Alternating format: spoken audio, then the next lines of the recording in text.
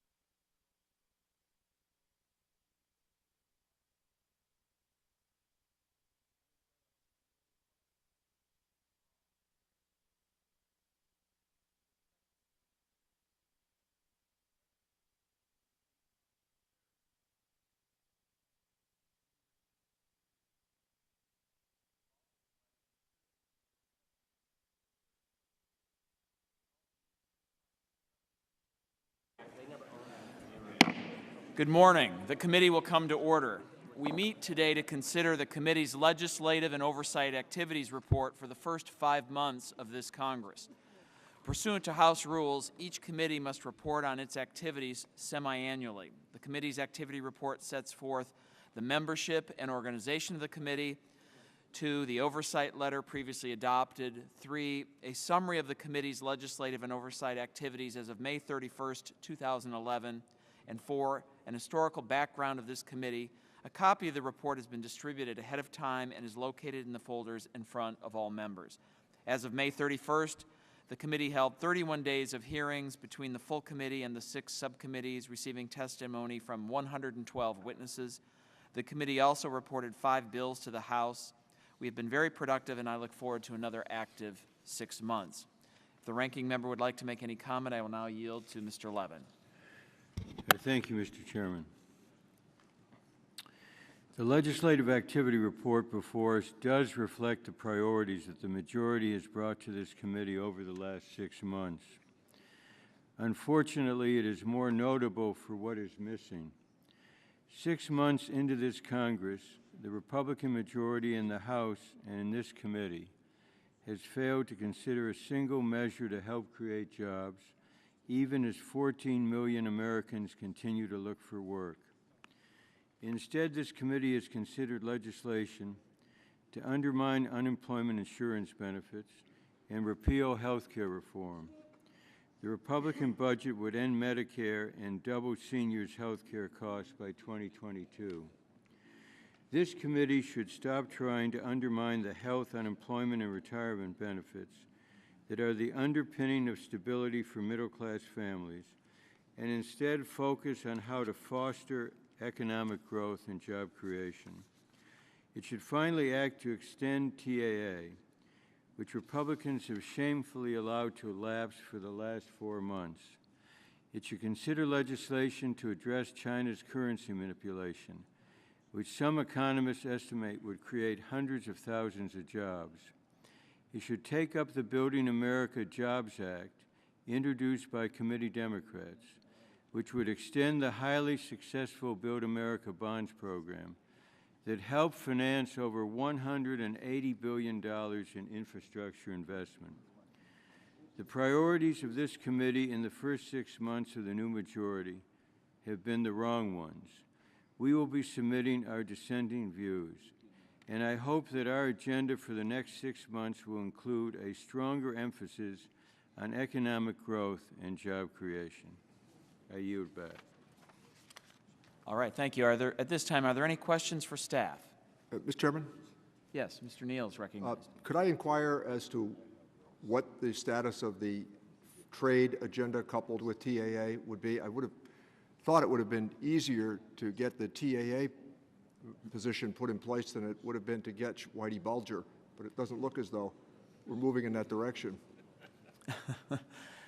I would just say to Mr. Neal, I think good progress is being made on those discussions with the Senate, and I'm confident that we'll continue to move forward on a robust trade agenda for the rest of this Congress.